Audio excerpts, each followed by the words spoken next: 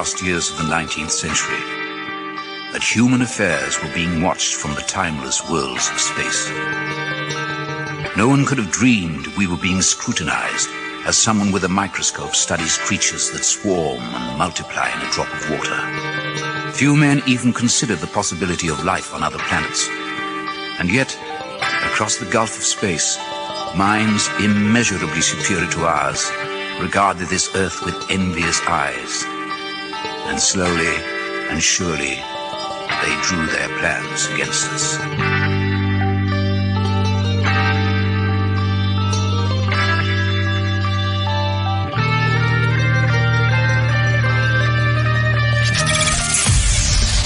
Broadcasting live from a tiny studio somewhere in North America. This is Dark Matters Radio Live.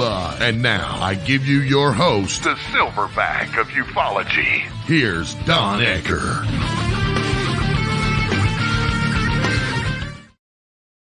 And that's not too far off the mark. If you look at my hair, there's a little silver in there, by God. Hey, welcome back to Dark Matters Radio. I'll tell you what, before we get anywhere tonight, got a little house cleaning to do. My guest last week, we had to cancel literally at the start of the show. Don Schmidt was having some serious problems with his computer. We had an ungodly 2 and 3 echo that was just blaring out there. He had a tech guy come over to do some work on his computer. Something got fouled up, just like Hooligan's goat. And the bottom line was we had to postpone it. Now, believe it or not, that was the second time that we had to cancel Don's show. The very first one, you may remember, a month and a half, 2 months ago, that unseasonably weird, wet storm that blew through the West Coast. Well, we lost power the night that I was to host Don, so we had to cancel it. We set up last week. Unfortunately, as you know, we didn't run it. And the bottom line was that I rescheduled. He will be on, God willing, next Monday. So Don Schmidt will be back on the show next Monday afternoon. Now, for quite a while, because of work issues, health issues, and other things, one of my co-hosts, my buddy, Mr. Gary Cassell, was absent with leave. He did have leave. I was going to say he was almost AWOL, but no, he wasn't AWOL. He was here. My stalwart buddy, Mr. Mark Center, is, as usual, in studio. And tonight we have a very special guest, longtime friend of mine, Mr. Marc Dantonio, astronomer extraordinaire. Mark is also a host on KGRA. He's got an astronomy site out in Arizona, and I think I got that right, Arizona. Never been there. I would love to go there. I have an 8-inch Schmidt-Cassegrain telescope that I haven't had out for quite a while. But oh my God, did I have a lot of fun with that, especially looking at the moon. The moon's been one of my my pet projects for, well, since the early 1990s. But I got some other good news before we get on with the show.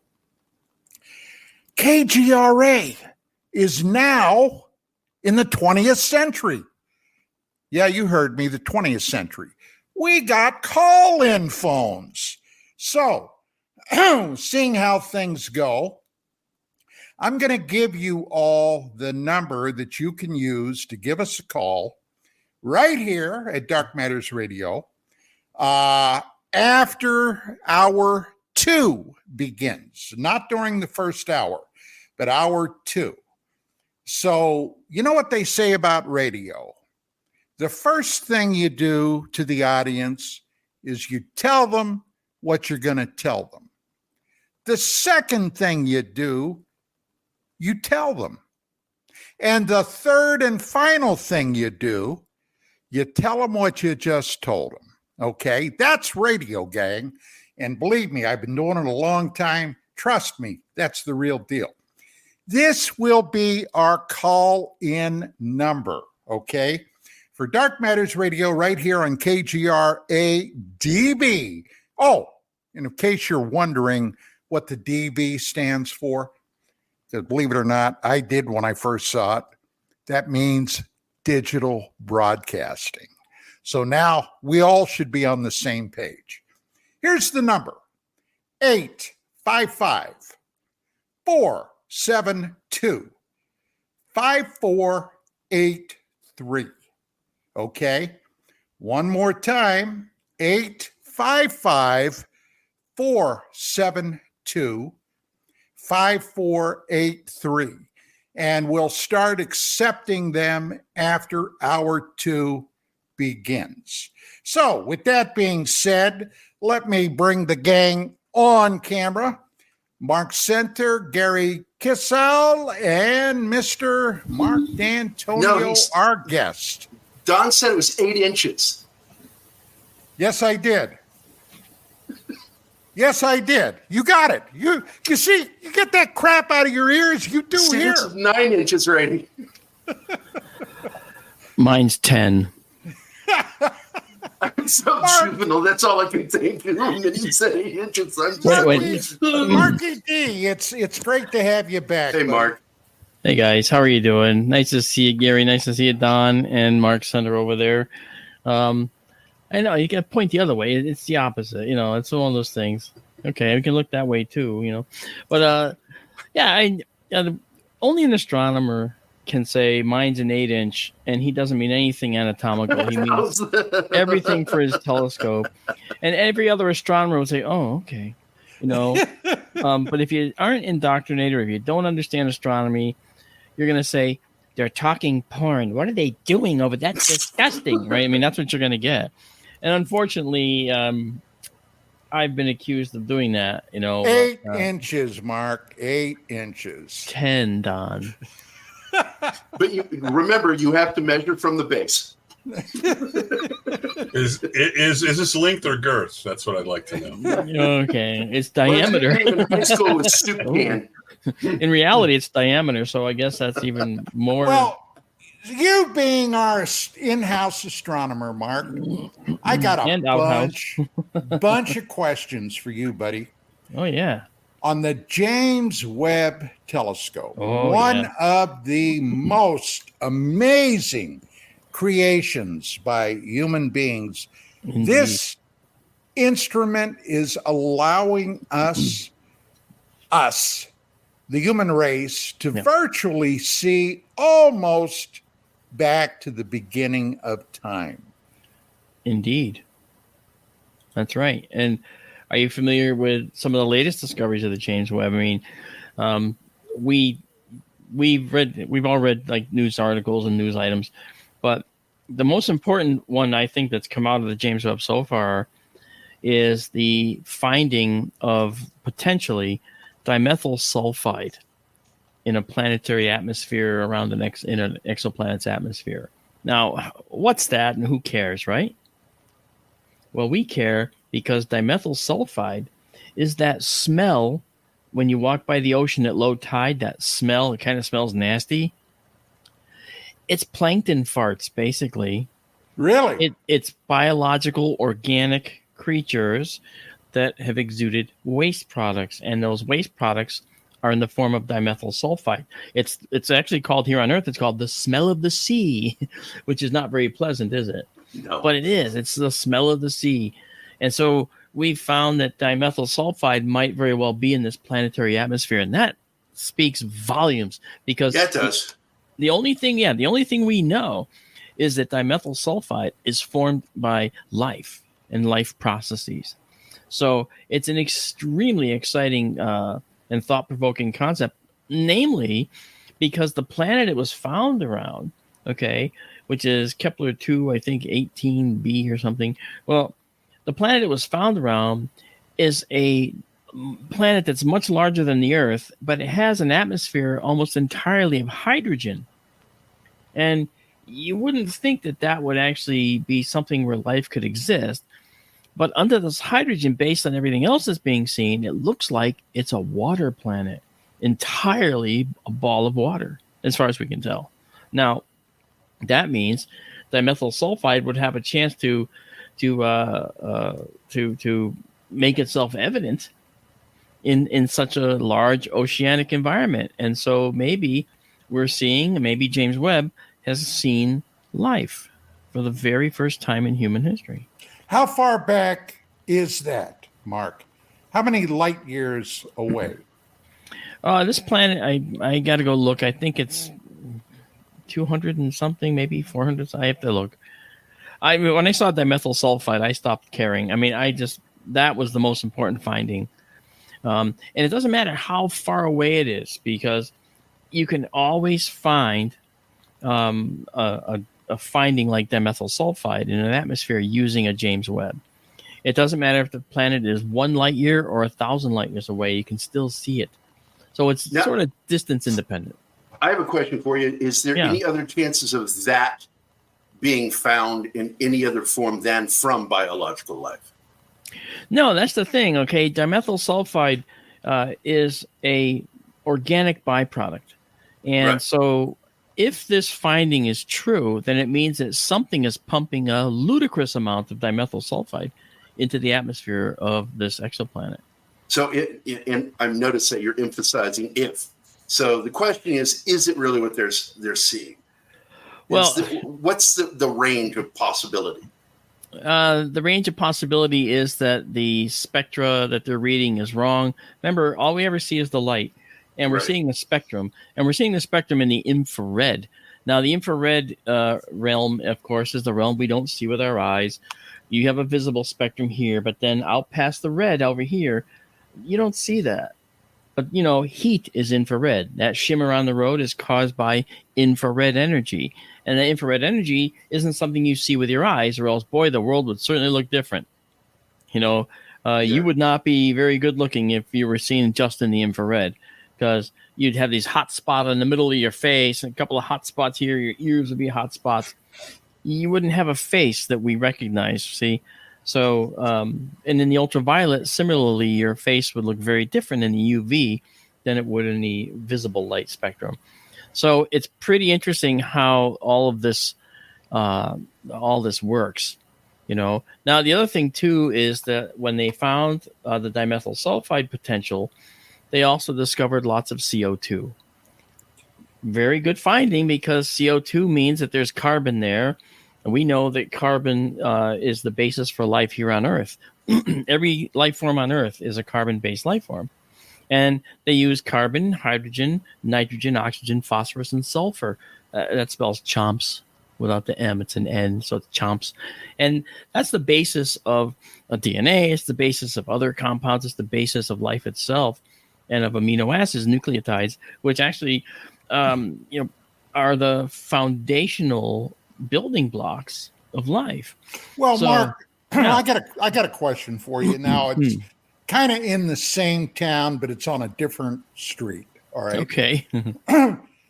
Mars, which we can get to. All right. Obviously, we've gotten there quite a few times now. Mm-hmm. Methane has been detected on Mars. Methane is the byproduct of organic life as it decomposes and what have you. Yeah. And very few people have been talking about that publicly, at any rate. If people like NASA, JPL, these other places, are truly interested in seeing if we can detect any type of life, they've theorized a lot about it, sure. Okay, but it's so far it's just mouth blather. Yeah. Why don't we want to get there and find out what in the world is producing methane? Well, we do, and we have. I mean, the Perseverance rover that landed there is paving the way for human habitation of Mars. And one of the experiments on board is an experiment called MOXIE, MOXIE, and it stands for Mars Oxygen in Situ experiment. And what it does is it takes the carbon dioxide from the air, which is 98% of the Martian atmosphere, and it converts it to oxygen that we can breathe. And the experiment was a raging success. So that was the size of a car battery, and it generated enough oxygen for an astronaut to breathe for X amount of time. I forget the numbers. That isn't important. What's important is you scale it up, and you end up building enough oxygen for habitats, and it's a continuous production that can be done with the Martian atmosphere. So as far as not talking about the methane in Mars, the reason is because it was only seen that one time, and it was like the Martian spring. And it was a healthy sized cloud of it. Yeah, it was. And the thing was, they thought that it could be one of two things. It could have been trapped methane in the crust that ended up being released when there was a Martian thaw, or they thought it could be a byproduct from organic materials. Now, naturally, if it's going to be a byproduct of organic materials, what we have to do is wait for the next thaw to see if it repeats, but it didn't. Now, if it repeated with a large volume, well, then we'd be saying, wow, I think we've got some seasonal life here. And if you don't think seasonal life makes sense, think about the BP oil disaster in the Gulf. There were predictions that this release of methane from the well and that blew out was going to make a dead zone in the Gulf of Mexico. And I was talking to a CEO of an oil company at that point that was responsible for this, capping that well. And I talked to him every single day for probably 6 weeks, 8 weeks. And this guy was telling me what they were doing to cap the well. I was watching the live feeds. And my thought was, I said, well, if the Earth didn't have a way of dealing with oil seepage into the water and methane leakage from the ocean floor, because it happens all over the planet, not from oil wells, but natural fissures. I said, if it didn't have a way of dealing with that, then our oceans, after all this time, would have an oily sheen on them. And when you go to the beach, you'd have to wash off with degreasers. Hey, I enjoyed the beach, but let me give that degreaser, Phil. Hey, thank you. But we don't have to do that, right? Because the ocean has a way of dealing with it. And what they didn't realize, all these doomsayers, was that the ocean was going to respond to the spill, because that now becomes a niche of opportunity for a creature that could take advantage of it. And sure enough, as soon as that methane bloom occurred and they were making these dire predictions, wouldn't you know it, methane-eating bacteria came out of nowhere and completely destroyed that methane bloom in just a couple of weeks. Well, right? We could look back now, 80 years ago, at the height of World War II. Yeah. Okay. And let's not forget, starting in 1939, the Nazi U-boat service was sinking vessels left and right.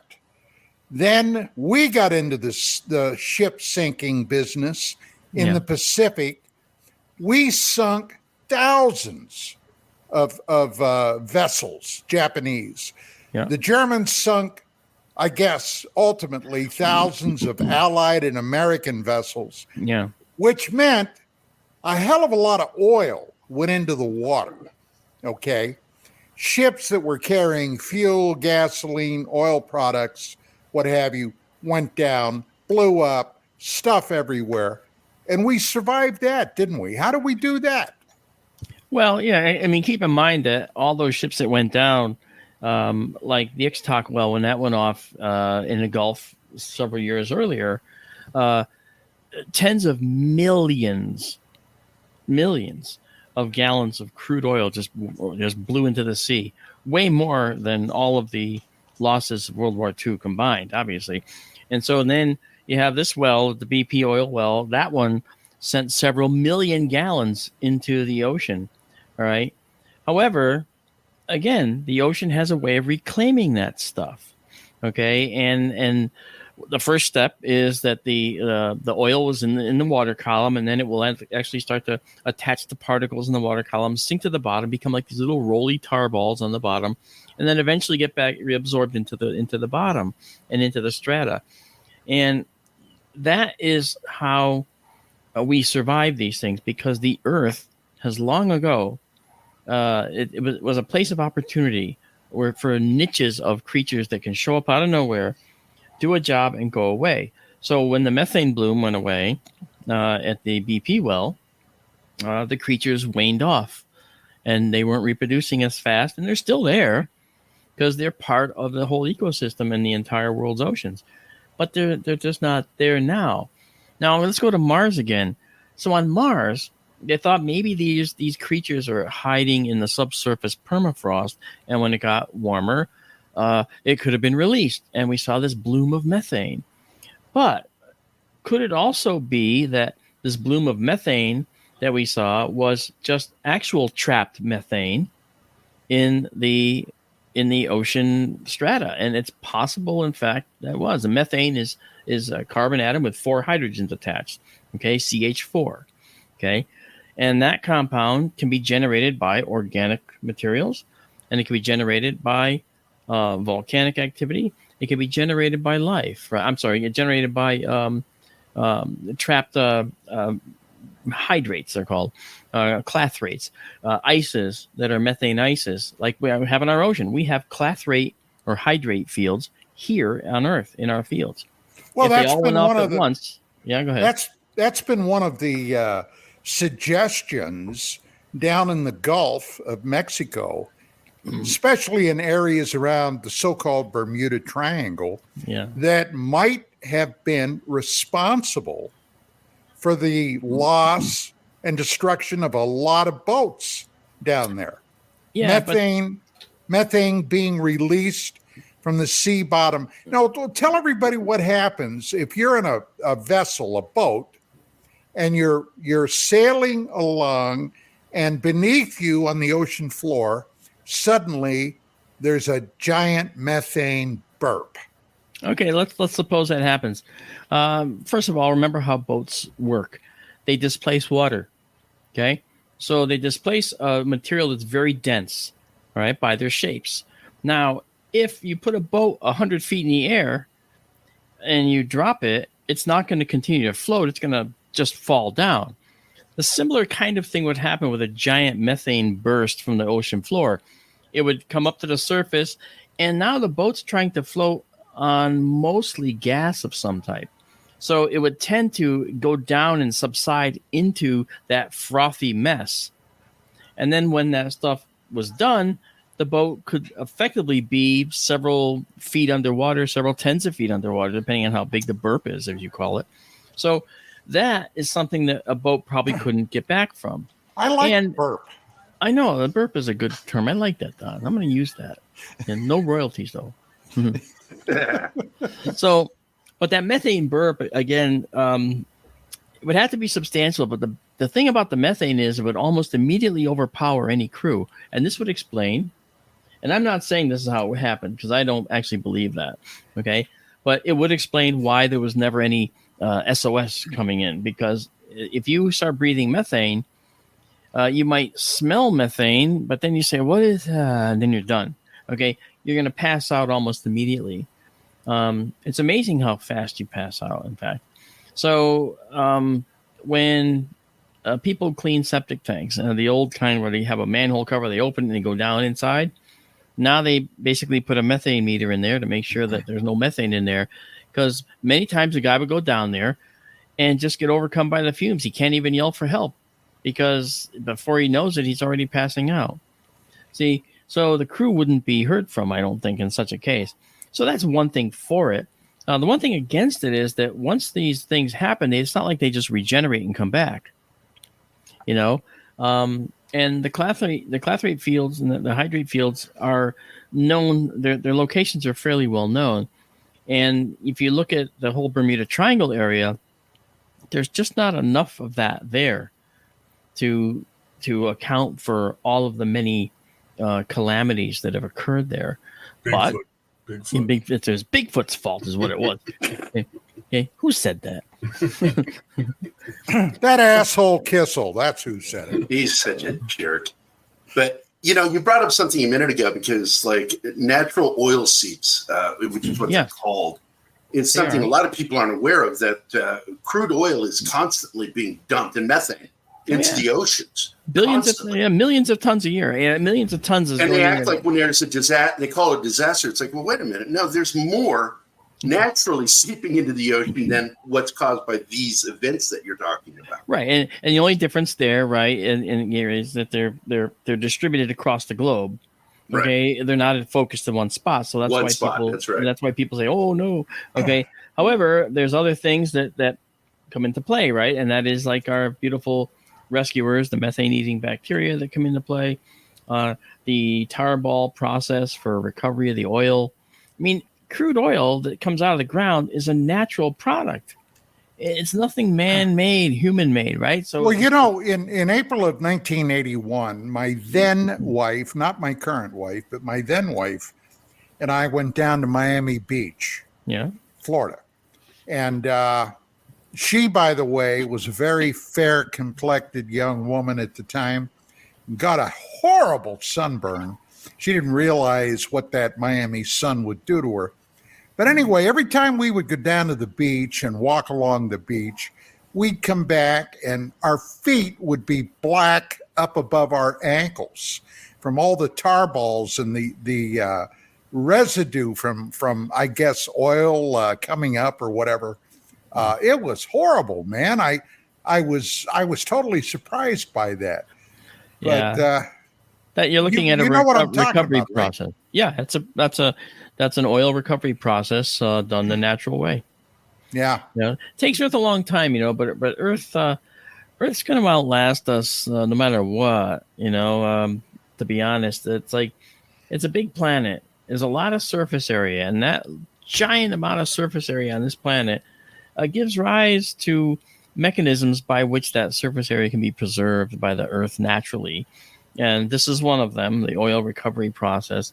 The air pollution thing's another thing, okay? Or Earth has a way of dealing with that as well.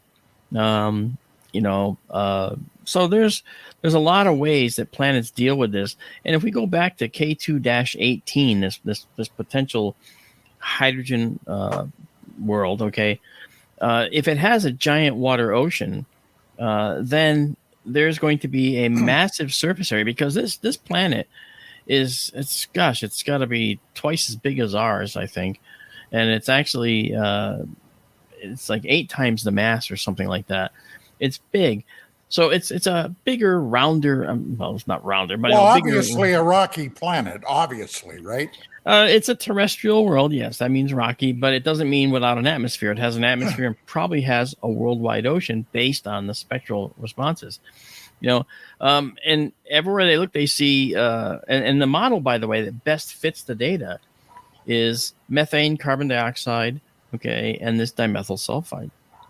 Well, let me get back to the James Webb Telescope now. Because it's great.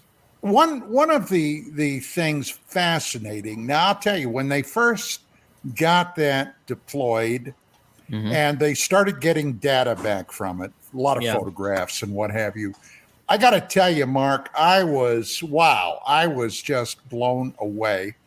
And then I was reading a lot of other professional astronomers, and somebody you may be aware of who this guy was, suggested that data that he had seen suggested the universe was much older than we were giving it credit for, which is right around 13 billion, well, close to 14 billion light years. This guy was saying it actually might be, anywhere from 25 to 28 billion years old. What do you know about that? Quite a bit, actually, because when I do our, That's why you're here tonight, Mark. I didn't realize that. That's why you're here. No, see, here's the thing. Okay, the James Webb is designed to see into the infrared. It doesn't see like our eyes see. It doesn't see the visual spectrum at all.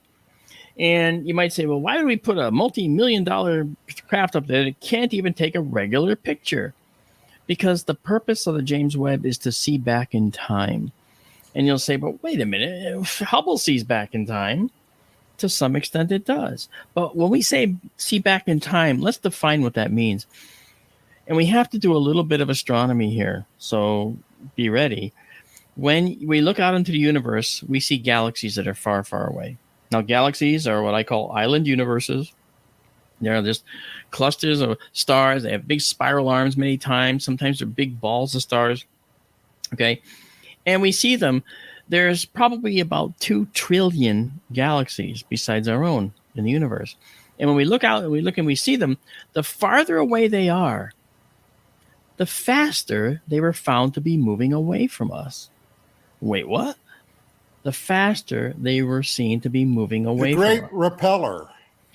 Yeah, I mean, that's where we can talk about dark energy at another time, but the fact is that value of how fast they're moving away from us could be quantified. All right. Edwin Hubble saw this in the 1920s, and he said, this is redshift. We're going to say the light is shifted to the red end of the spectrum. Now, why? Because as something's moving faster away from you, the light gets shifted toward the red. When it comes towards you, it's being shifted, Doppler shifted, toward the blue. So as astronomers, we actually look for stars. When we look at stars, we can actually see how the lines in their spectrum sometimes look like they're getting shifted toward the blue and getting shifted toward the red, getting shifted toward the blue, getting shifted toward the red. What does that mean? It means that there's something else around it that we don't see that it's orbiting around, maybe a big planet. And so you can see that kind of process went into finding some of the first planets, or at least theorizing about some of the first planets. Well, wait a second, because you bring up blue and red, and I have a question here, because we were taught in school that as something is moving toward you, it's blue. When something's moving away from you, it's red. Yes. Is that part of what you're talking about? It's exactly what I'm talking about. Okay. It's called the Doppler shift. And what happens is, you know about it in sound, and with sound, because sound is a wave that moves through the air, all right, as it approaches you, those sound waves are crunched up, higher frequency, the pitch is high. When it goes by you, they're dragged out behind the object moving away from you, and the sound goes low. That's why if you hear a plane go by, it goes, it makes that sound. Yeah. It gets higher as it approaches, or a car on the highway, okay? With a horn, if they just blow their horn, you can. By the way, you do that. You do that very good, Mark. I've had years of experience with that. You could be doing sound effects, mister. So look back to these galaxies, and the galaxies that are really the farthest away are galaxies whose light is shifted into the red. Because they're moving away so fast from us, they're shifted so much into the red that all of their light isn't even in the visible spectrum. It's all in the red end of the spectrum. In fact, it's so far into the red end of the spectrum, it's way over there. And we can't see way over there with Hubble. All right. So the James Webb was born. The James Webb can see way out there in the infrared, way, way out there. All right. And if you can look way out into the red, you can see the most amazing things. You can see galaxies right at the beginning of time. And the expectation was that we will find galaxies that are in the process of forming. Because we can look so far back in time, we can look back to maybe 500 million years after the beginning of the universe. Wow, we'll see galaxies in the midst of forming into those beautiful spirals that we see. And in fact, when we look back, the James Webb has shown us fully formed galaxies that take hundreds of millions, if not a couple billion years to form fully. And wait, we're looking 500 million years after the beginning of the Big Bang as we understand it. And we're seeing galaxies fully formed? That doesn't fit with our cosmological theories. Why would the galaxies be fully formed? I know the only way they could be fully formed is if the universe is older. And that's where this comes from. If the universe was older, it means that those galaxies would have had the time. And our assumptions about the age of the universe are incorrect. Well, then the bottom line is still today, regardless of the propaganda, and there's a hell of a lot of propaganda out there. There's always props. We don't know truly what we don't know, do we?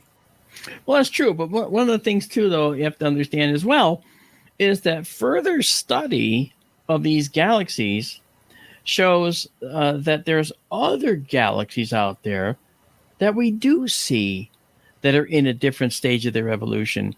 And if anything, the thought was maybe the Big Bang Theory was wrong.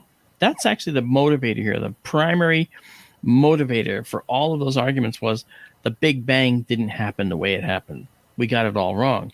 But in fact, the findings from the James Webb have actually proven that the Big Bang actually occurred as we thought it did. So there's a lot of stuff out there. Yes, we don't know what we don't know. That's right. But little by little, we're uncovering what we don't know.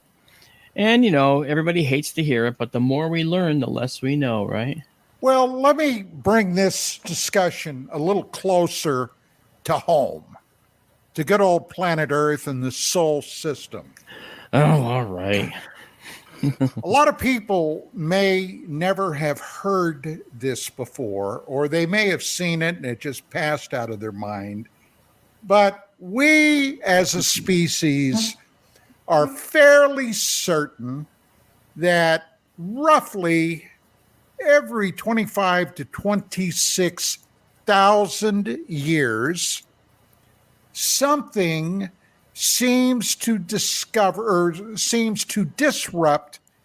the Oort cloud. Now, the Oort cloud is that cloud that's out beyond Neptune, out beyond Pluto, filled with leftover crap from the beginning of our solar system. Asteroids, comets, chunks of ice, all kinds of stuff out there. And something seems to disrupt that. And then suddenly, millions of these items come streaking in to the inner solar system. If you don't believe me, get a pair of binoculars, go outside and look at the face on the moon, and all those holes and that other stuff is from meteorite and asteroid bombardment. But something then is considered, this may be one of the considerations for our periodic extinction events that happen here on the planet. Mark, what are your ideas about that? Well, I understand the theory, Don, and one of the things that I'll say right up front is that life couldn't stand a chance on this planet if there was a major extinction event every 26,000 years. If we go back and look at our history, okay, Lucy, Australopithecus afarensis in Africa, our hominid precursor, existed 4.2 million years ago. Well, Jupiter's been our definite friend.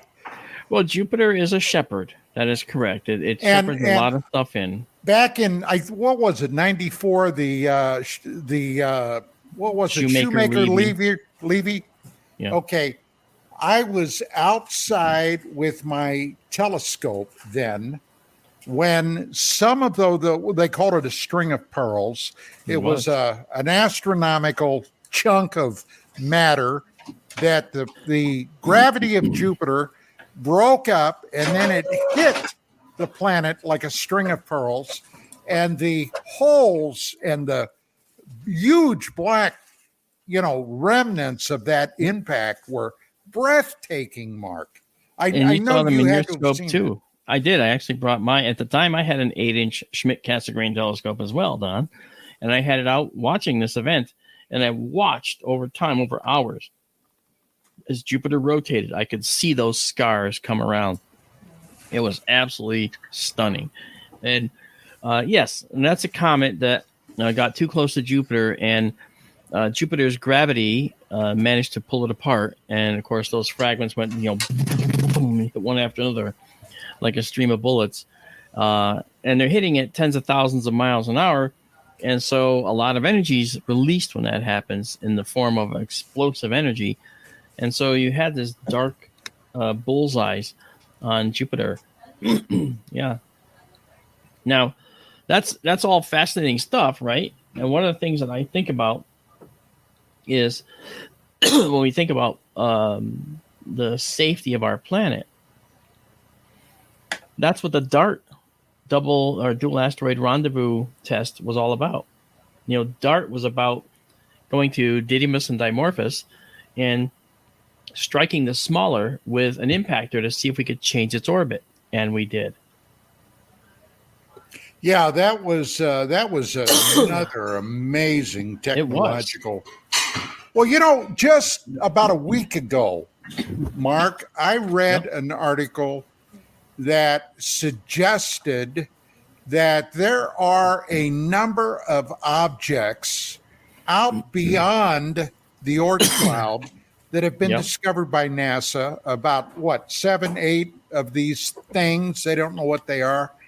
But one of the things may be planets or I don't know, small planets, something space like the size of.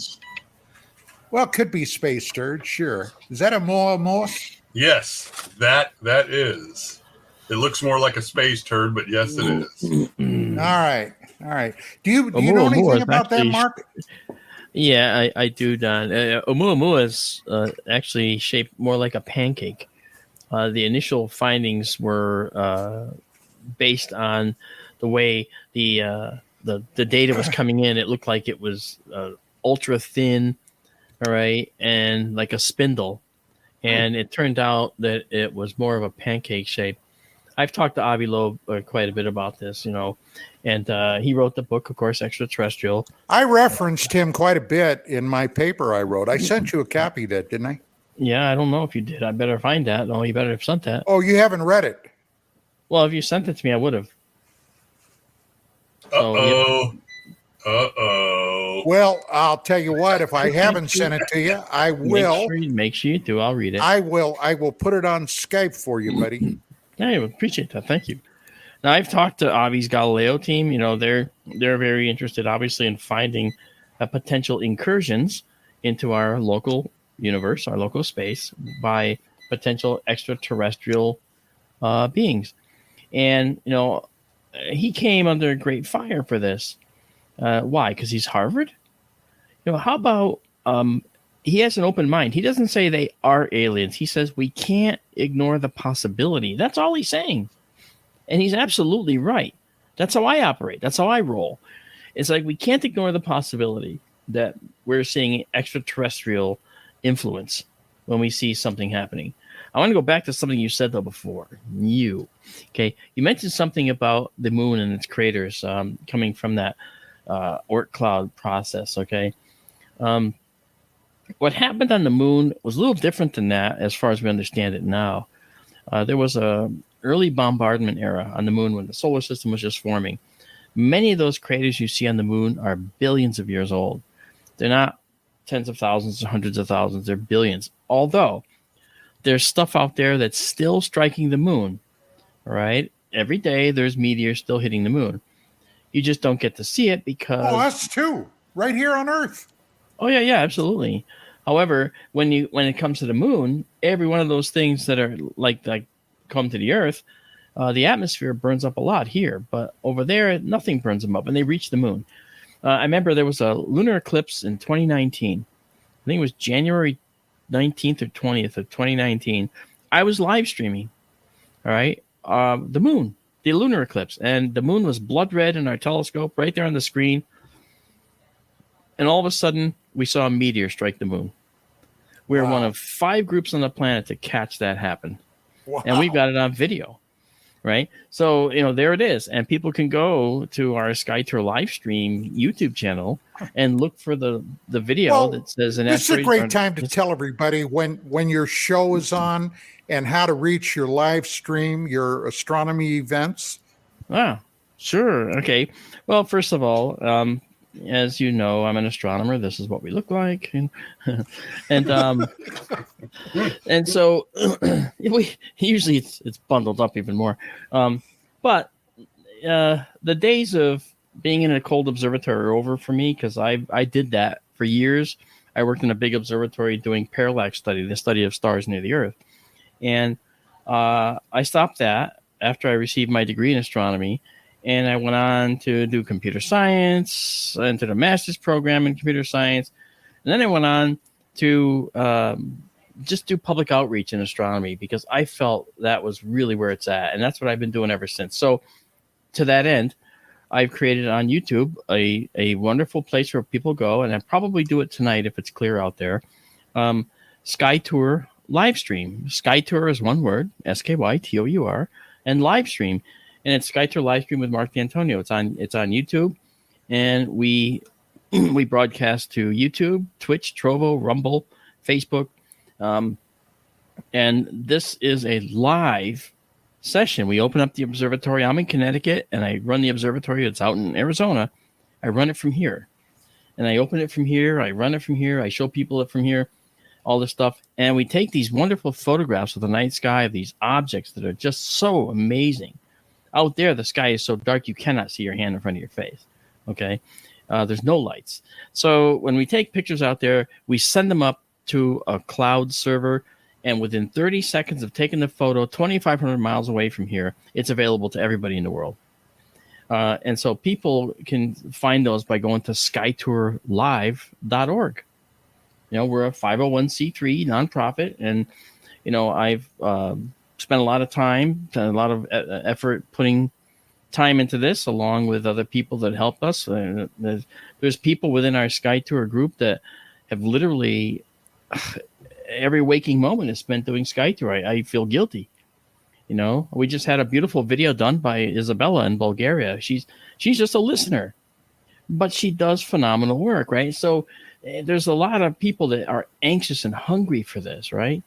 And so it's neat to see. So skytourlive.org, and that takes you to our photos. You can get prints that way. It even takes you to our Etsy store, where you can see about 100 products with our photos on them. It's like, why not, right? We're just trying to build the brand and get people to see what we do, and that's all. Everyone's trying to get noticed, right? I'm not any different with SkyTour. It's just, but I will say this, Don, no one's doing what we're doing. And I know people say that all the time, but go look online and see if you can find. Oh, I believe you, buddy. Look and see if you can find another group that's bringing you the universe live in real time as we do. And you won't find it. You'll find people with their telescopes live. Sure. Yeah. There you go. You'll find people with their telescopes trained on something, taking a picture, but you won't find an astronomer narrating, telling you what these things are. Where do these stars come from? How hot do they actually get? And how does that supernova work that we're looking at right now on the screen that just happened in a galaxy, for instance?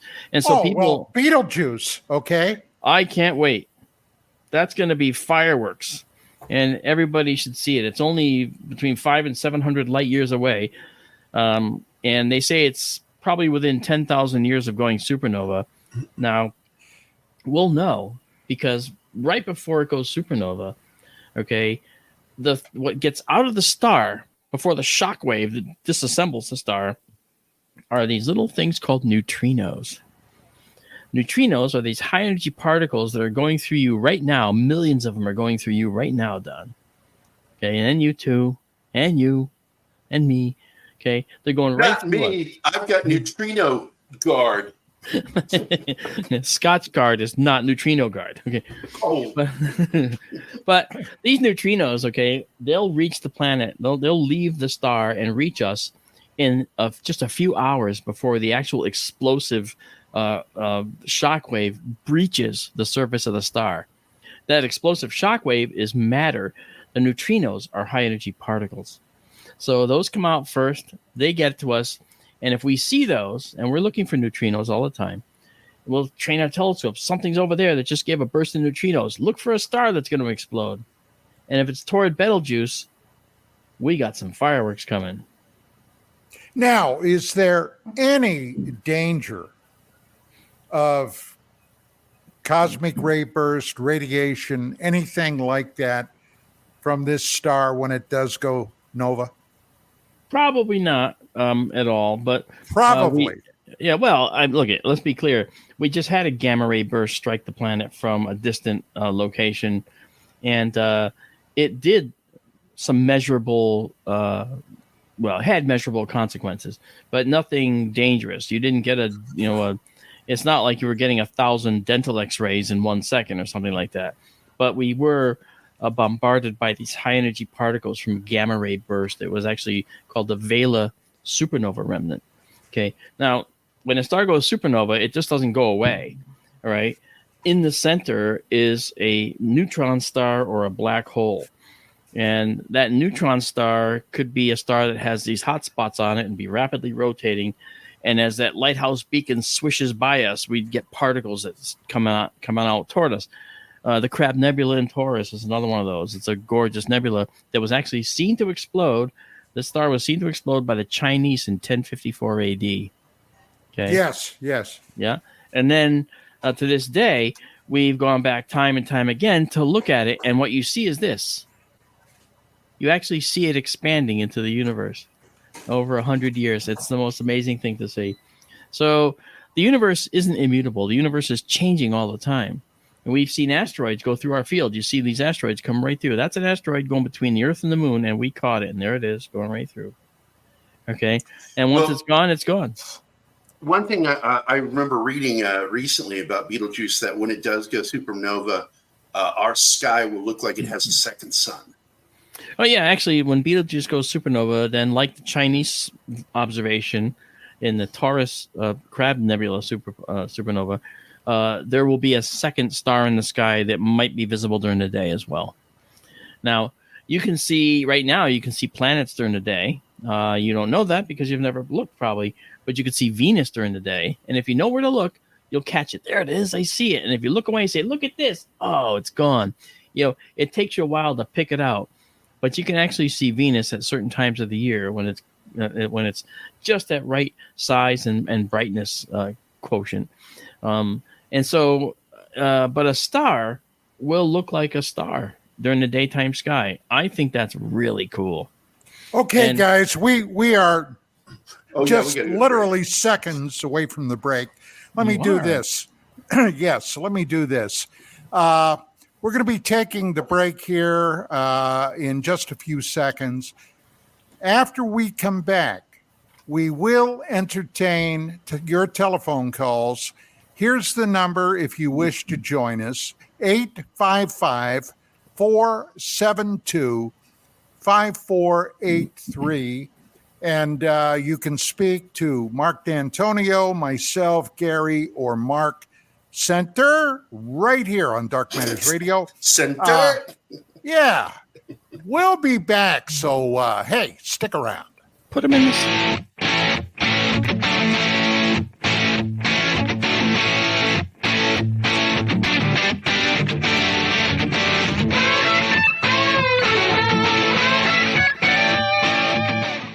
Hey members, the new KGRA DB app is now available on iOS and Android devices. Gain on-demand access to any KGRA DB programming. Download any show directly to your mobile device to listen or watch on the go. Go to the App Store and search KGRA DB.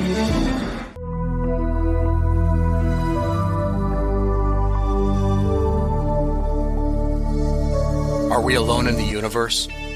The most important question facing humanity is on the verge of being settled once and for all. The Mutual UFO Network has been at the forefront of this journey for nearly 50 years. Our members worldwide are dedicated to the research, documentation, and awareness that will shape the future of humanity. Won't you join us?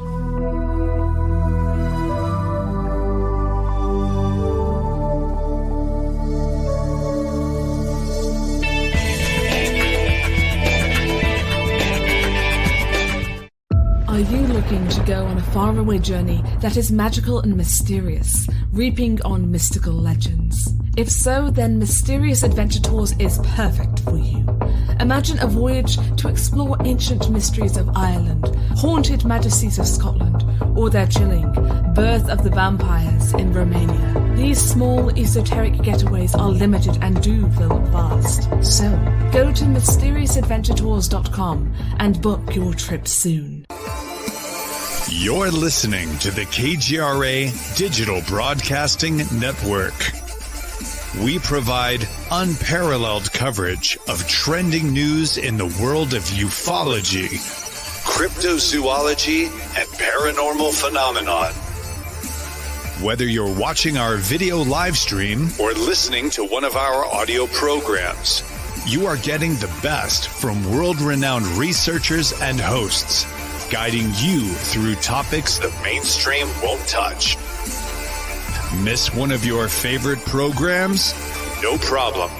Head over to the members area at kgradb.com for access to our massive library of award-winning content. Make contact, stay connected, only at kgradb.com.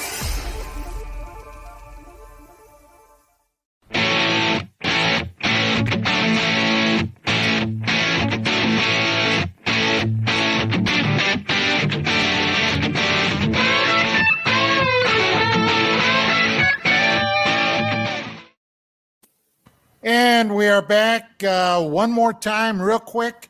If you'd like to join tonight's conversation and speak to Marc or Gary or moi, that's, by the way, that's French. That means me. You can do so by calling us at 855-472-5483. And guys, we are back. Tell me, Marc, where do you fall on the position that our universe might be a heck of a lot older than we think it is? Is that something that you entertain?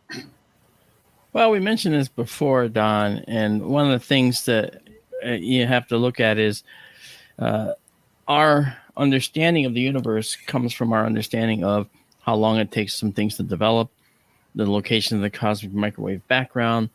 And I think the thing that is very important to follow here, and you guys do, but members of the audience have to, and a lot of them are smart. You have, I have to say, the listeners on KGRA DB are among the most bright and knowledgeable listeners. I love talking to those folks because they ask questions that make you think, right? And so let's look at the age of the universe. The age of the universe, we think, is 13.8 billion years, and that's going to stand for now. But if the galaxies that are fully formed only 500 million years into the universe could form a lot quicker than we thought they could form, then the age of the universe can stay 13.8 billion years, and we will just have to take galactic formation and give it a makeover. Well, we have discovered stars, probably a second generation star, right off of the Milky Way, our galaxy, that is older than 13.8 billion years. It's been determined. Now, and I'm sure you're aware of what star I'm talking about, Marc. Yeah, I know that was actually called what was it? The Well, it's not important for the sake of this conversation. But if we're not older than 13.8 billion years old, then the obvious question, where in the world did that star come from? Yeah, I mean, a star that old would have to be literally born without anything other than hydrogen in its envelope and its mass. If you think about it, when you look at the universe, it's full of dust. It's full of debris. And where does that dust and debris come from? It comes from previous stars that existed that created elements that we see in our periodic table. And then once it used up its hydrogen, it went through several phases, okay? a red giant phase, a helium burning phase, and then a what's called an asymptotic giant branch. Don't worry about that. It just means that it became a red giant for a second time.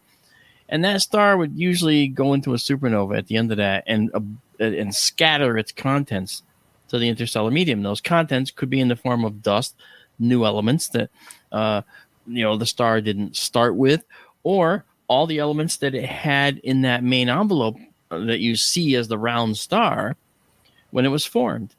Our sun and most stars you see, all stars you see, have a very, very small core, and that's the only place where fusion is taking place. All that stuff around the outside is just along for the ride, and is not there to provide fuel for the core. Okay, the core has its own supply. Now, there are ways in which that material can get mixed and convected down, okay, and that does happen.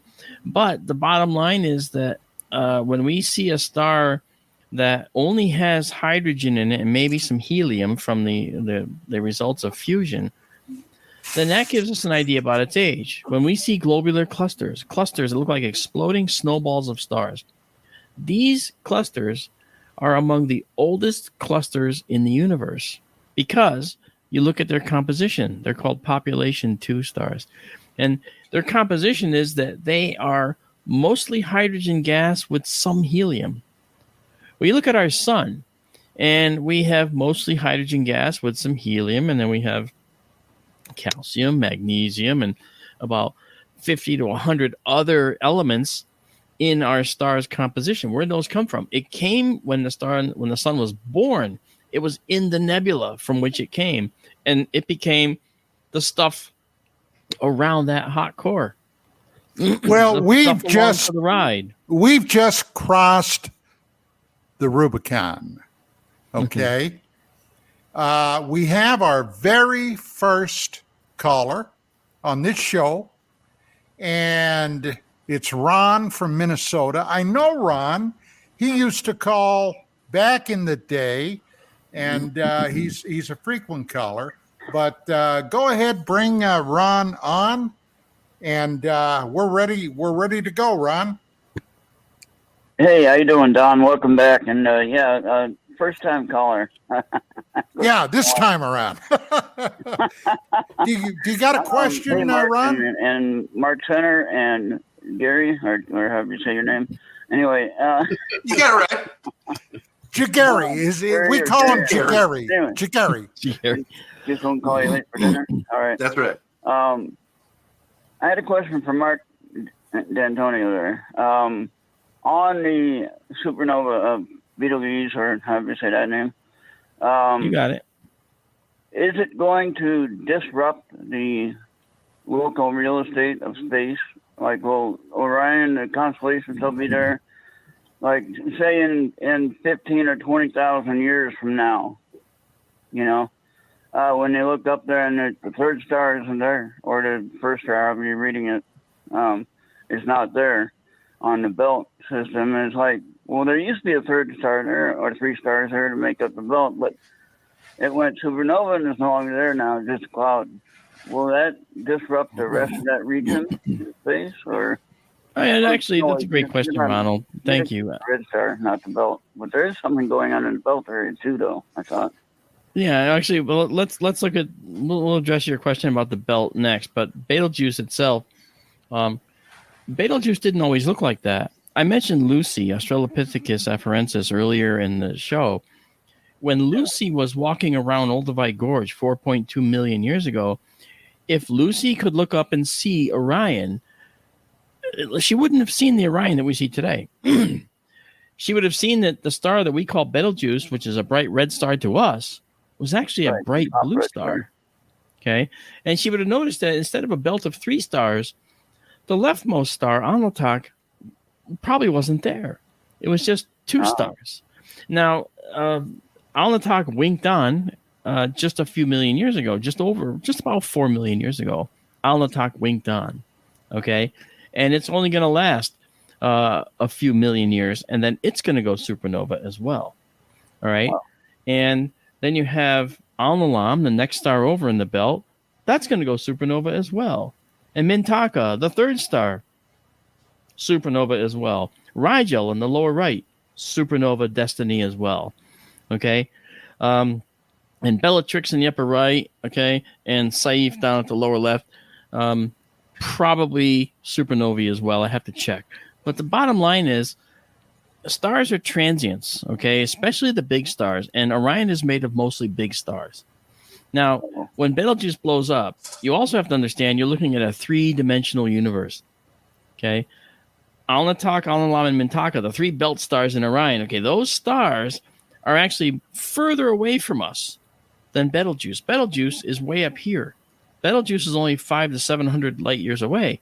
Alnitak and Alnilam and Mintaka, the three belt stars, those are 1,500 light years away. So they're quite distant, as is Rigel and Bellatrix and Saif. So, again, you turn Orion sideways, and Betelgeuse is gone because it's way far forward. It's way closer to us. But still, 500 to 700 light years, it ain't hey.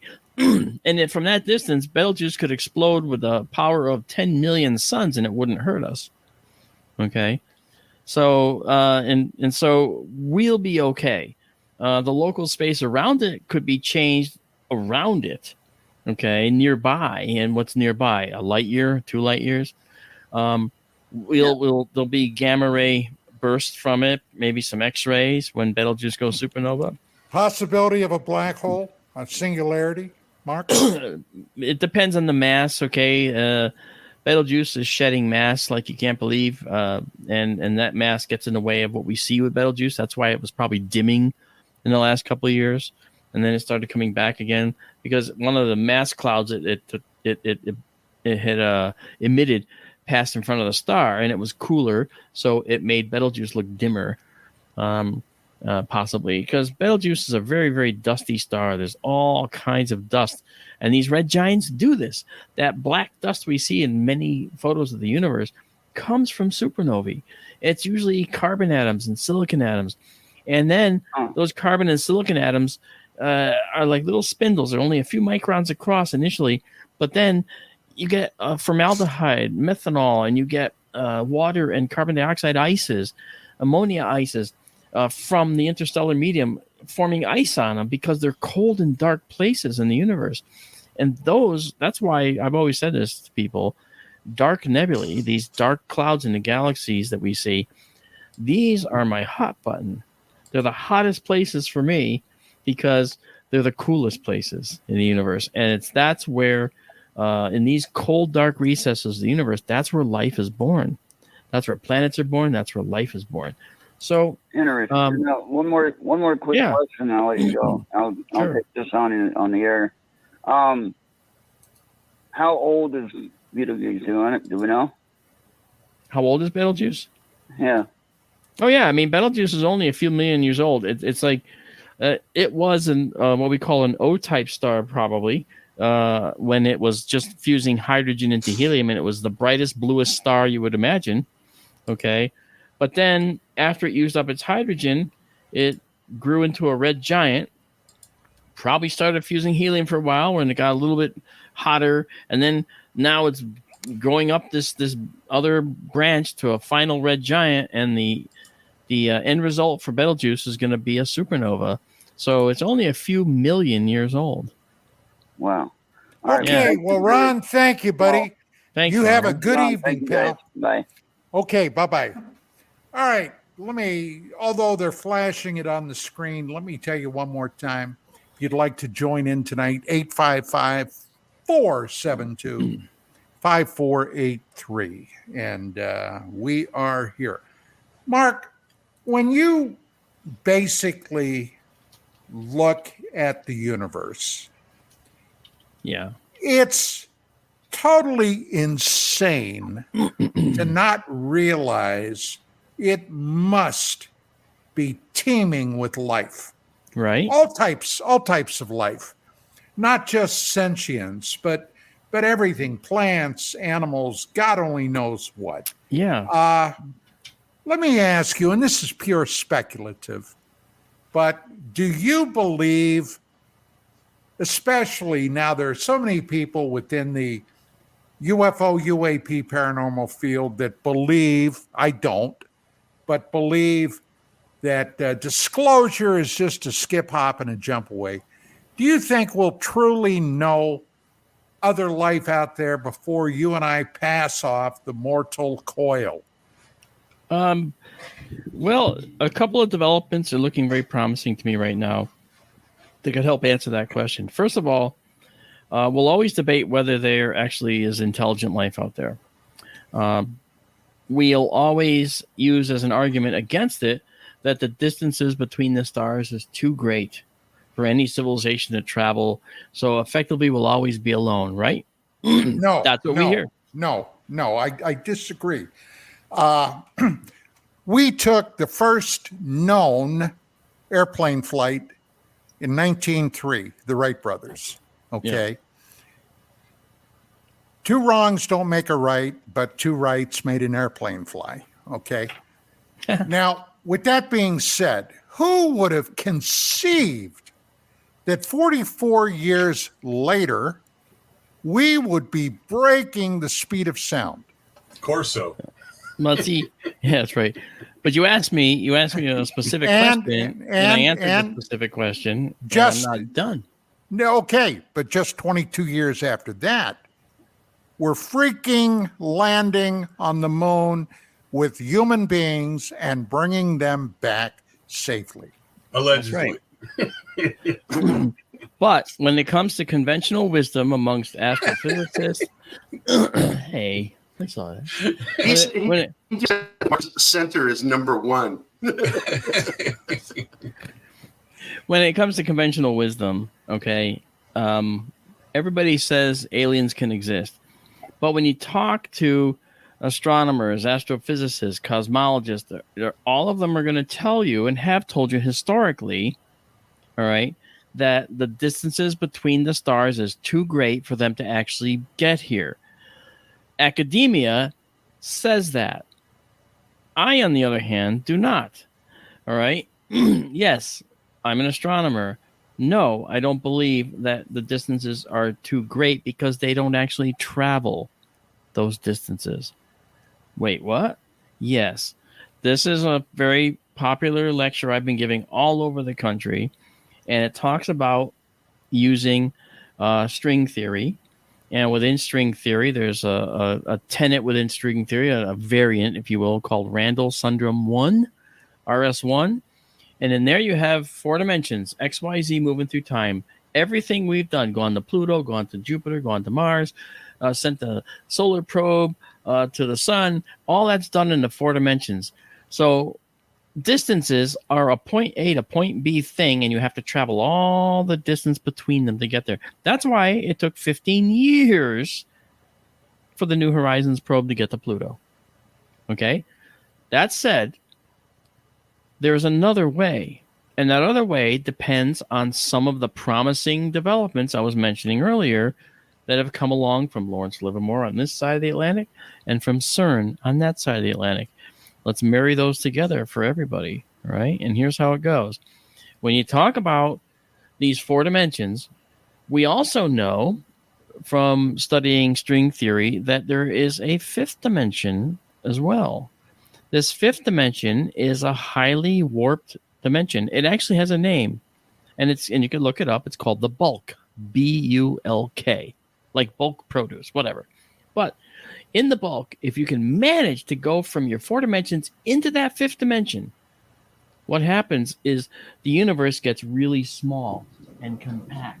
And everywhere you go in the universe is just a hop, skip, and a jump for you because everything is much closer. And so when you go into the bulk, everything in the universe shrinks. The farther in you go, the more the universe is compacted. So you can literally punch out of these 4 dimensions over here, go into the bulk, and punch back in light years away. Okay. Now, today, as we look at our known history, okay, and I'm talking about, since at least the Younger Dryas event, which was approximately 11,600 years ago. Something happened then that apparently reset life on Earth back to zero. Something tremendous happened.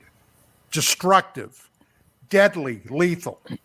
But since then, we've come forward, and it was only about not quite 300 years ago that we stumbled into the beginnings of the industrial age.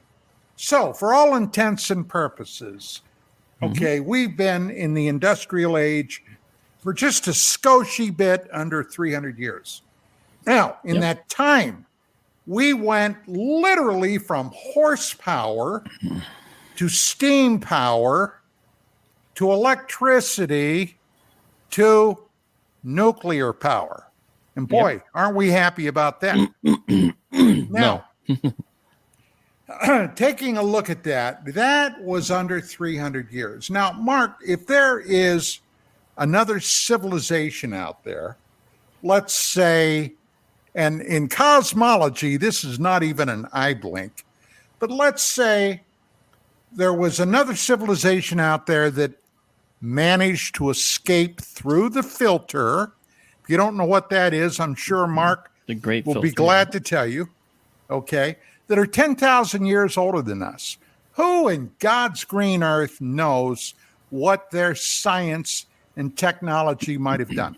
Now, Star Trek, granted, it's a science fiction show.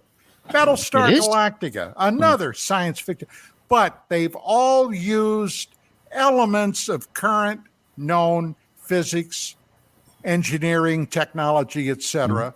And they have beaten, the faster than light problem, or going faster than light problem, by bending and shaping space. Who's to say that's not a real technology? Actually, Miguel Alcubierre said that in 1994, and the Alcubierre drive is one that I talked about in the past many times. Yes, it's a warp drive, and basically it says that if you have this piece of paper and you're traveling from here to here, you have to travel every single bit across this towel to get there. But instead, what if all you had to do was to fold space, and you fold it up like this, so now those points are right near each other. You jump across and unfold space, and you're here without going through here. Now, that's kind of the idea of the Alcubierre drive. But yes, it shows promise, but no, it isn't practical for us now, right? But it needs the energy. Basically, at the time that Miguel Alcubierre came up with it, you would have had to make a warp bubble, the thing that's required for this to happen. You would have had the energy that's the result of converting Jupiter all completely to energy. That's if you take E equals mc squared, and in the m you put in the mass of Jupiter times the speed of light squared, the energy you get for a result, that's approximately what you would need to generate your warp bubble. Okay. The problem with that is that's a huge, stupendously, colossally improbable and impossible amount of energy to generate, probably even for an advanced civilization, potentially. So hear me out on this. So now, along comes Sonny White at EagleWorks Laboratories, and Sonny White reworks the calculations and reworks the shape of the toroidal surface that generates this warp bubble. And what he comes up with is something that uses 10 to the 26th less mass. Aha. So now we are talking about using the mass of something like the Voyager spacecraft that we are still hearing from all this time, in converting that to energy. So it's a massively more realistic potential. So maybe if we generate a Coke bottle-sized probe someday that can generate this massive gravitational field over and over, this warp bubble can be generated, and it'll get to Alpha Centauri in as little as a week. Literally. Now, that's down from the 10,000 years it would take us today to do that. So already on our astrophysical horizon, just over that horizon, this tantalizing thing is waiting. But that's too slow. We have to go faster. And that's where this string theory variant comes into play. Now, why am I harping on that? I'll tell you why. Because the particles that you use to go into that fifth dimension I was telling you about, those particles are called Kaluza-Klein gravitons, KK particles. And it turns out that over in CERN, they're building an accelerator right now to do what? Well, to study in part these Kaluza-Klein particles that they found are really interesting. Ooh. Meanwhile, on the other side of the Atlantic here, we have Lawrence Livermore. Just this past year, they generated a sustainable fusion reaction. Now, no, they didn't get out more energy than they put in. No, we're not there yet. Okay? It's always 10 years away, right? But they did have a sustainable fusion reaction. That fusion reaction is something that's really important because it means that we could sustain it. That's been the hardest thing because fusion temperatures are incredibly high. The temperature in the core of the sun is over 10 million Kelvin. That's massive temperature. Okay, you can convert that to Fahrenheit to see what that really is. Okay, but 10 million Kelvin in the center is what it takes to actually create hydrogen fusion. It's a hydrogen fusion. It's 13 million Kelvin. Sorry, I forgot. And that actually is required to generate fusion. So to do that on a small scale here on Earth, we don't have any material that can hold anything that can go to 13 million Kelvin. Never mind the 100 million Kelvin that's required to do further fusion down the line. So they created this fancy device and basically trapped the particles in there in a magnetic field, and they were able to sustain fusion. Now, that's a major milestone, because now it means that someday a fusion reactor will be the way we generate power. And fusion is not like fission, which you were mentioning before. Nuclear power plants, right? They're great. They supply limitless power until an ocean tsunami swamps the generators that are used to scram the reactors in the event of a problem, and then they melt down and explode like we saw at Fukushima, number 5. Why did that happen? We won't even go into that. But what happens is fusion and fission are two different things. Fission's at the bottom of a steep valley. To make that reaction stop, you got to push that thing up to the top. Okay, you got to push that out of the valley.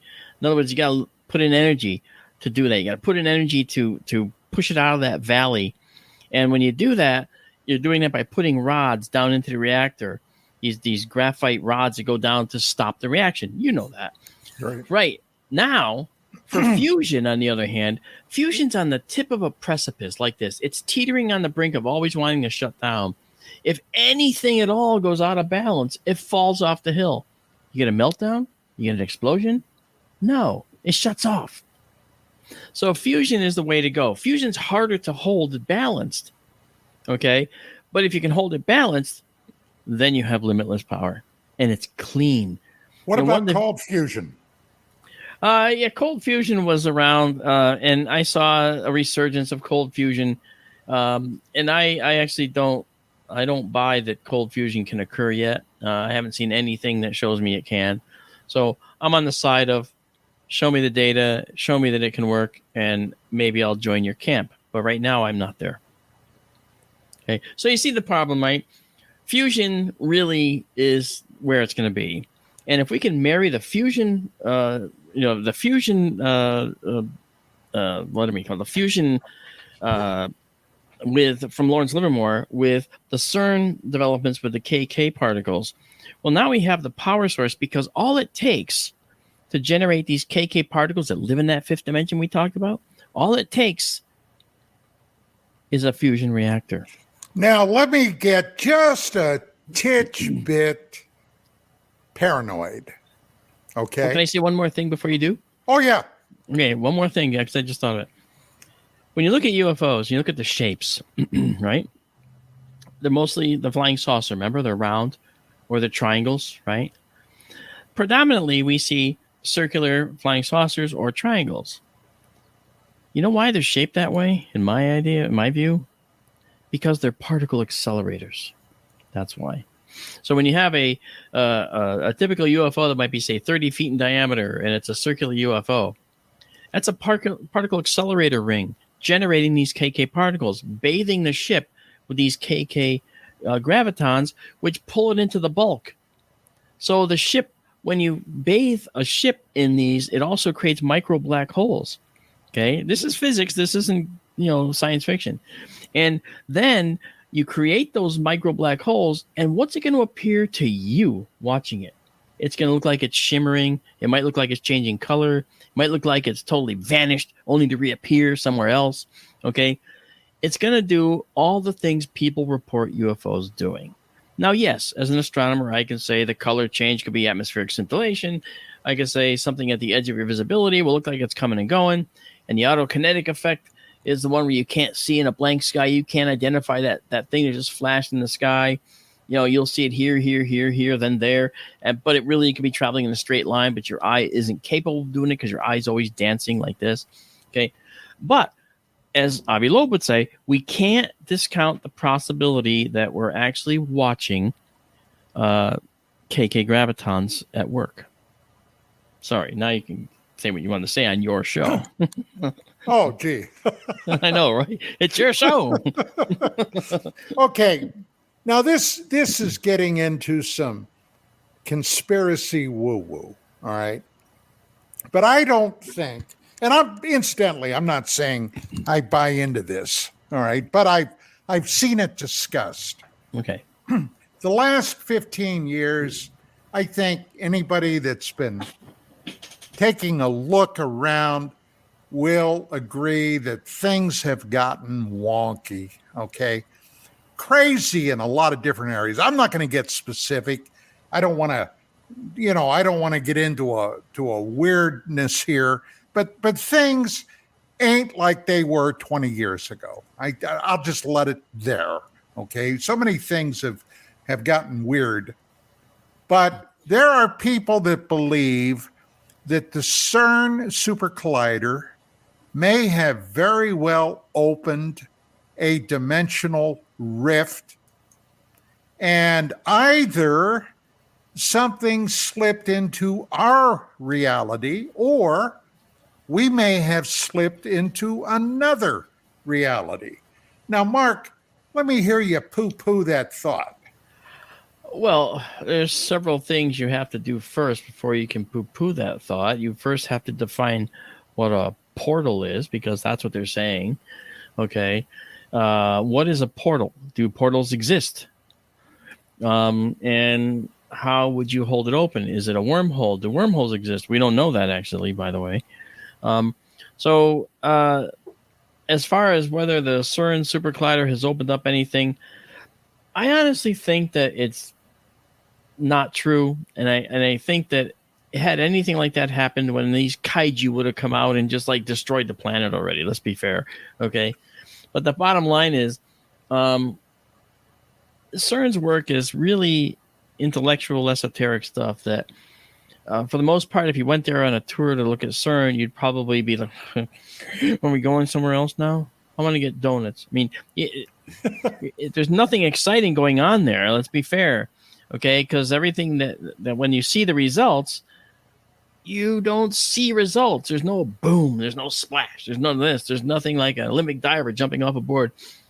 You don't see anything. You just get data and say, okay, those particles definitely broke up. That's very exciting. Oh, I'm very excited. Yeah, me too. This is the most exciting I've ever had. Most excitement ever. Yes, I agree. I'm more excited than I've ever been in my life. Mm-hmm. It shows. Yeah. I mean, that's the level of excitement you're going to get. Right.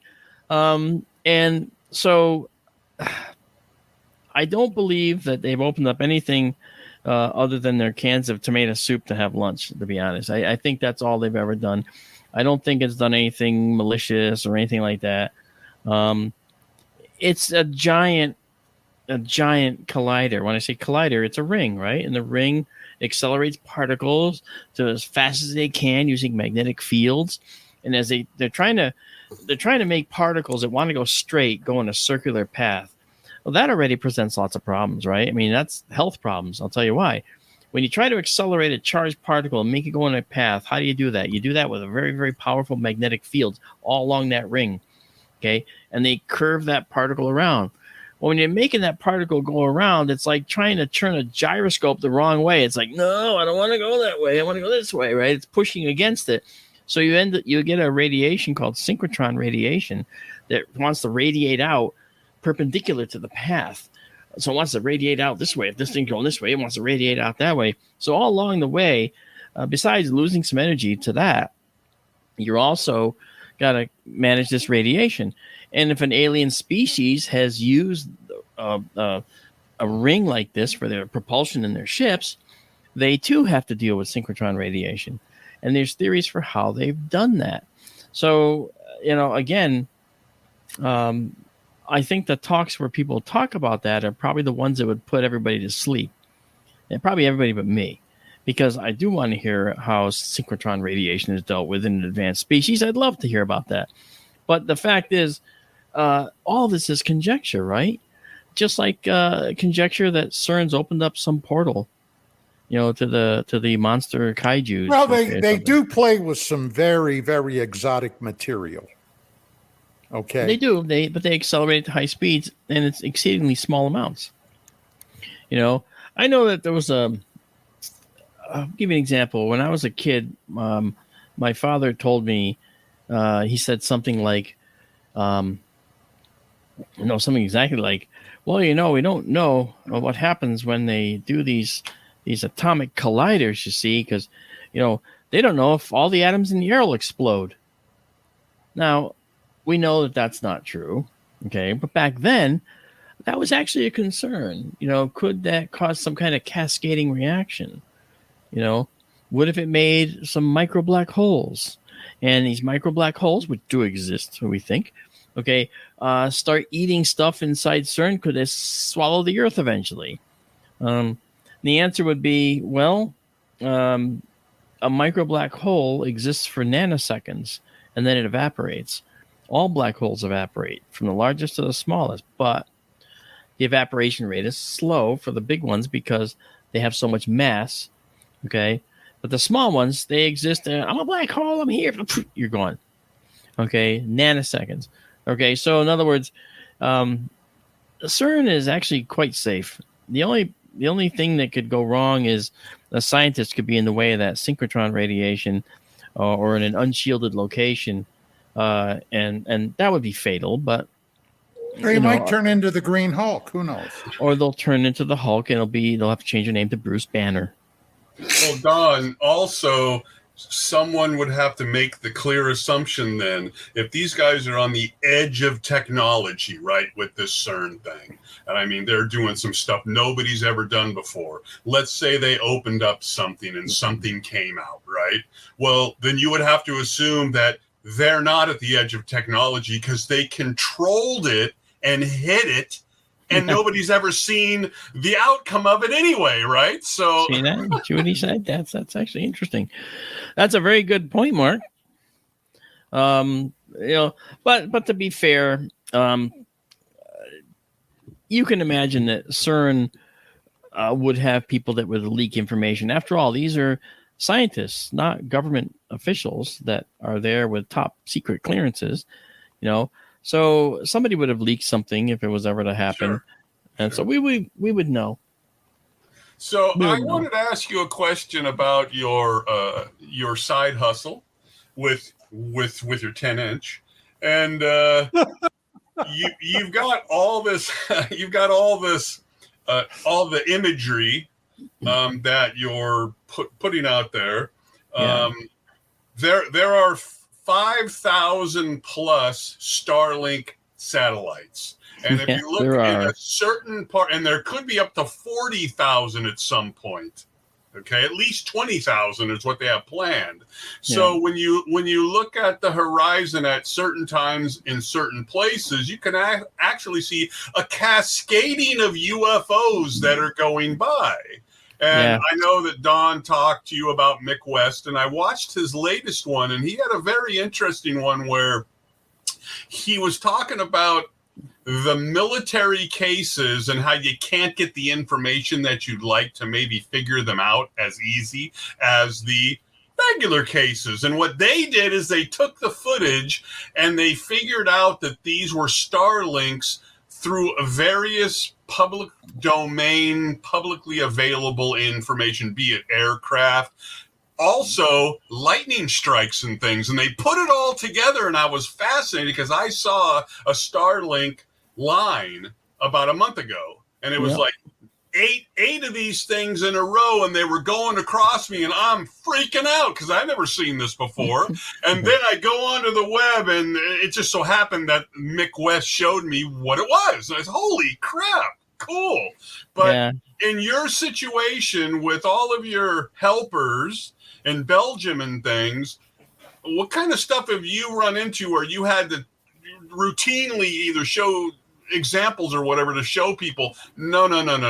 This isn't otherworldly. These are 5,000 Starlinks up there just moving around. That's problematic for UAP.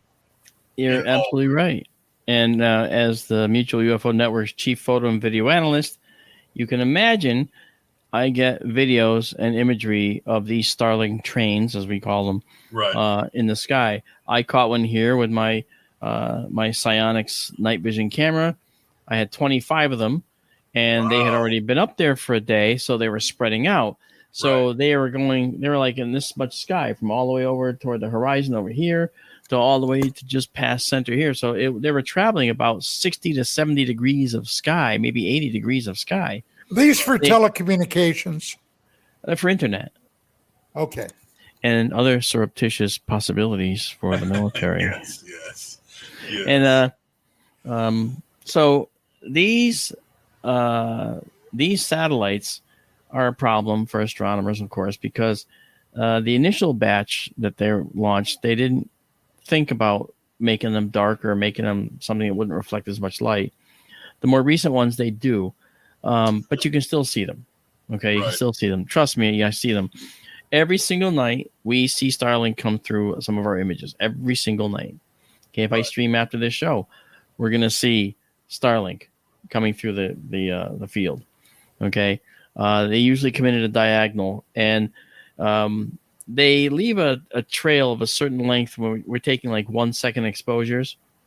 All right, so we can actually just, and that's like our live view. We could do them at like a fraction of a second, so it looks like a video camera feed. But we want to show the sky brighter, so we have this night vision mode. You see a green background, and you'll see these objects moving through. Then we take photographs, and you see them in their true colors and all that, of course. But when you see these Starlinks come through, that 1 second exposure makes them about this long on the screen, and you just know that's a Starlink because it's at a certain altitude. And at a certain altitude, they have to be moving at a certain speed to make a perfect circle around the Earth. Otherwise, too slow, they'll fall back to the Earth. Too fast, they'll go out and leave the Earth and go into a higher orbit. They want them to be at a specific orbit, so they make them a certain speed. And that certain speed translates to a certain length of a trail on all of our images and everything we do. So whenever we see that, we know specifically that it's Starlink, and we can even identify which one it is. Okay. But that's boring for people. They don't want to learn. They don't want to know about that, you know? Well, speaking about that very thing, Mark. Yeah. How much junk is up there now? I mean, there is junk still up there from the very beginning of the space age. Everything from wrenches to gloves to thermal blankets. Yeah. Yes. And rocket boosters and God only knows what. And now, if you believe Mark Center, they want to get a minimum of 20,000 of these up there, maybe 40,000. Crazy. How the hell can we even launch rockets without hitting anything, for God's sake? Well, keep in mind that is a very real problem of a young society that's going into the space age, is that they could literally make it impossible for them to leave their own planet because they have too many things over their heads to solve the right equations, the n-body problem, to figure out whether something's going to be in the way. We're not anywhere near that at this point, but we do have a problem. We do have to make sure, because a bolt or a nut, just a nut, would go through a ship like a bullet and destroy a mission and kill all kinds of people if it went through it. Yep. So clearly we care about that. Now, as far as how much stuff's actually up there, there's roughly 5,000 active satellites at the moment. Going to Starlink, you got to add those few thousand on. However, as far as defunct stuff, there's literally millions. Because imagine, okay, there was a collision between a Chinese satellite and some other satellite, and when they collided, they broke into many hundreds of thousands of pieces. Add that to the millions. Yep. That's going every which way up there, and you can't calculate where everything is, right? So we do have lots and lots of stuff up there. NASA's actually got missions to reclaim that stuff. Incidentally, they have ideas on how to reclaim these dead letters from orbit. Which is kind of interesting. I'd like to see that actually happen. So I'd like to ask something, Don, and this has to do with your paper to a certain extent with disclosure. So a lot of us are into like the stones of Baalbek and stuff like that, and just unequivocal things that are on Earth where we're like, what is going on? There are no answers. They're hiding the answers. They don't know the answers, whatever. So based on the technology that you know about and all these highfalutin words that you're using, would you think that there'd be more of an opportunity for disclosure of what's already here than what might not be here already, be it UAPs and things like that? Because we have so much on the Earth. If you watch those shows, it says this rock was in the quarry and it's 100 gazillion tons and they actually cut it out and it's sitting on 2 little pedestals. And how did they do this, right? I'd like to know that stuff. I'd like that to be exposed, maybe even more so, because there's so much we don't know. Well, if you're asking me the question, why aren't they discussing and telling us? Or would we get to that sooner than the UAP disclosure? Okay, now I'll give you an example. And this is primarily from the 19th century, all right? When the West was still a wide new frontier, okay, mostly populated by indigenous peoples. We used to call them Indians. Now they're indigenous peoples. Yes. Okay. Very few settlers en masse going out there. I mean, later they did, but there were strange and weird discoveries that people were making. And some of those discoveries dealt with gigantic humanoid remains. I'm talking about giants, okay? Yep. Giants that may be 10, 12, 14 feet tall when they were alive, living. And a lot of stuff was picked up by then brand new science, archaeology. They were shipping them back to that paragon of virtue, the Smithsonian. And the Smithsonian was getting this stuff and then destroying it and hiding the remains. Now, why would they do that? Well, it was embarrassing. There are a number of reasons why. Number one, if they couldn't explain it, all right, what would that do to their standing as scientists?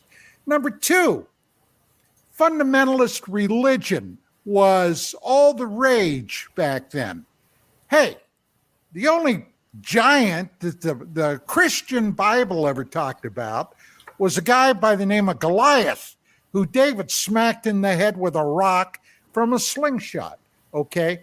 But there were, at one point, gigantic human beings, gigantic compared to what we are today. Now, they hid that stuff, just like a lot of stuff they're hiding today. I broke 2 stories back in 91 and 92. You guys know this. Yeah. Phobos 2, all right, which was a Soviet-Russian probe that went to Mars. At the time, we didn't know it, but NASA was an integral part of that mission, and it encountered something that the Russian space agency stated, turned toward the probe and rammed it, destroying it. Okay?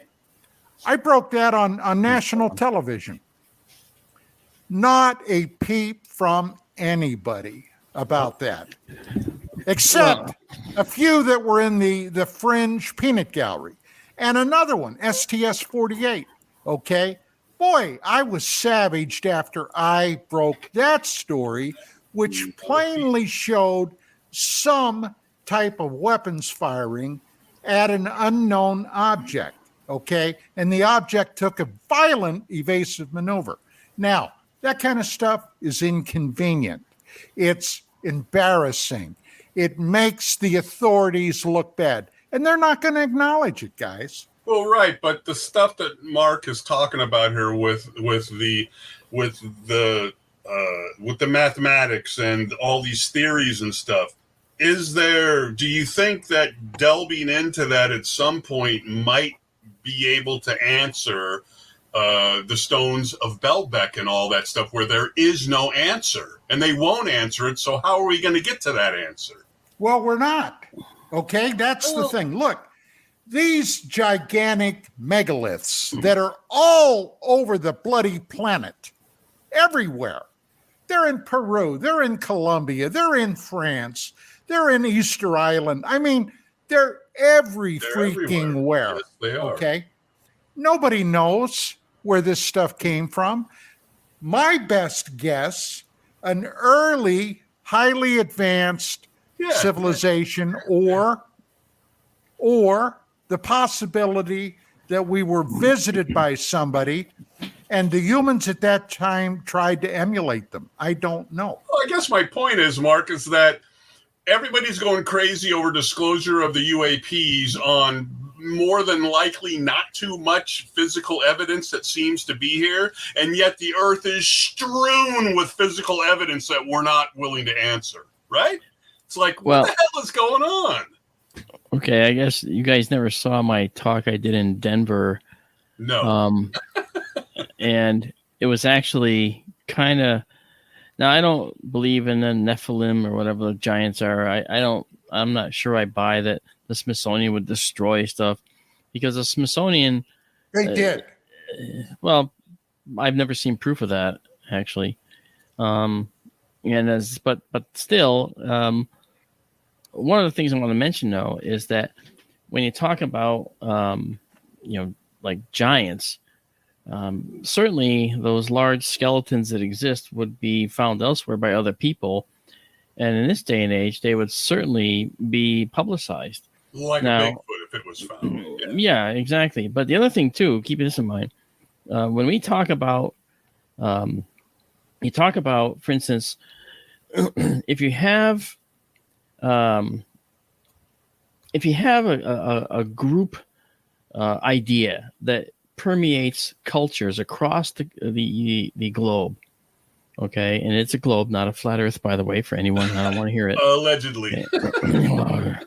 Okay, if you have a concept that lives within a culture across the globe, like in the Kimberley region of Australia, or in deepest India, or in African subcontinent, and in the Eastern European area, and Mediterranean, and throughout all these areas, if you find that the deities in these areas are being represented a certain way that's similar across all cultures, right? This was the question I had originally asked myself.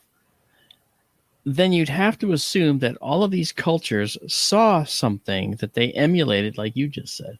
Some communication of some sort through, right, and that similarity across all the cultures that don't ever and have never talked to each other. Okay, I found it. It's called the halo. The Wandjina in the Kimberley region of Australia are shown with halos around their heads. Valcamonica in Italy, the aliens or the warriors have halos around their heads. True. In Renaissance paintings, halos around the heads of deities. In Indian paintings, halos around the deities. Okay, so you've got this halo that is ubiquitous across all cultures. Why would that be there? What would that? Why would Aboriginals in Australia show their creatures with these dark black eyes with halos around their heads. They've never talked to the Renaissance painters. They never talked to the Italians. They've never talked to Europeans and the African peoples. Yet, just like them, they're registering and showing their deities with halos around their heads. I know the answer. The answer is that it was observed. And that's why it made it into the culture. It was observed. So in other words, when you mentioned, Don, that perhaps we were being visited, yeah, I think we have been for a long, long time. And I'll tell you why. Our planet stands out like a bright blue beacon in the universe, okay? We have an oxygen atmosphere. We're carbon-based. If carbon-based beings are probably the primary fundamental life form in the universe. Silicon doesn't work. Okay, we know a million reasons why. We'll save that for another time. But carbon is the granddaddy. It can bond with and break bonds with more things than anything else in the entire periodic table. This means it's conducive to forming the basis of life. Carbon-based beings require oxygen. Okay, guys, I hate to do this. I'd love to run another hour. Halo. We are seconds away from the end of the show. All right. So, Mark, I want to thank you so much. You obviously have always an invitation to come back. Absolutely. Excellent. I'll see you tomorrow. Jagari, yes. Jagari and Mark Center, thank you so much, guys. And that was fun. I learned a lot tonight.